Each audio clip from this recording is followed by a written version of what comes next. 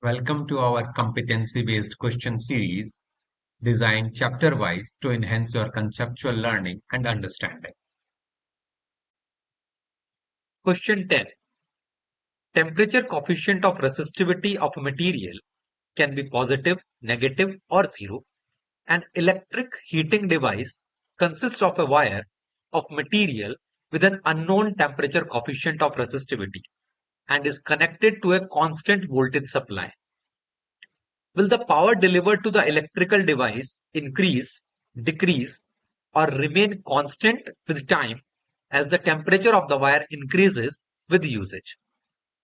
Give answers with explanation for all the three possible values of temperature coefficient of resistivity of the wire inside the device. So we are having a device and it is having a resistance R connected to a voltage supply V. But the temperature coefficient of resistivity for the wire is unknown. It can be PTC, that is positive temperature coefficient. It can be NTC, that is negative temperature coefficient, or it can be ZTC, zero temperature coefficient. So let's take the cases one by one, and then we will see that what will be the effect of temperature on the power delivered to the electrical device. Case 1, if the wire material is PTC or positive temperature coefficient. So we know that for PTC, the resistance of wire increases with increase in temperature. So if the temperature increases, the resistance will also increase. The power delivered to the electrical device, it is given by the formula V square by R. If resistance increases, the power delivered will decrease as they are inversely proportional. So if the wire material is positive temperature coefficient of resistivity, then with increase in temperature, the power delivered will decrease. Let's take two more cases. Case 2, if the wire material is negative temperature coefficient. So we know for negative temperature coefficient, with increase in temperature, the value of R decreases.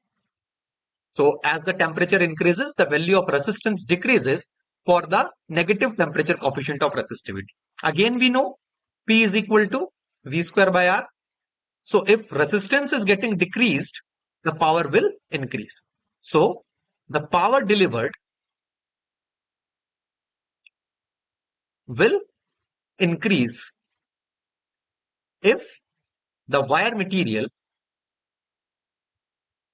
is NTC, that is negative temperature coefficient. And lastly, if the material is ZTC, that is zero temperature coefficient, so we know that if the temperature coefficient of a resistance is zero, the resistance value is constant with increase in temperature. So power delivered will be V square by R. Since there is no change in the value of R, P will remain constant. If the wire material is zero temperature coefficient or ZTC. And that's the answer for question part A. Let's take part B as well. The operating voltage of water heater is 220 volt and that of a coffee whipper is 120 volt. With this information, what we can say about the power drawn by the device. So we know power for the water heater is, the voltage for the water heater is 220 volt. And for the coffee whipper, it is given as 120 volt. We know there are three formulae for the power. P is equal to VI, P is equal to V square upon R, and P is equal to I square multiplied by R. In each of the three cases, we can see that only having the knowledge of voltage or the potential difference required for the device to operate, we cannot say anything about the power. Either we will need current I We also need or R, that is the resistance of the device.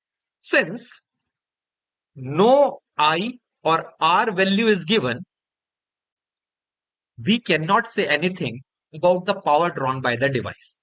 So only having the knowledge of the voltage or the potential difference required by the device, we cannot comment anything on the power drawn. Hence, out of the two devices, which one will be drawing the lesser power is not known by the given information. Thank you. Keep learning, keep practicing, keep excelling.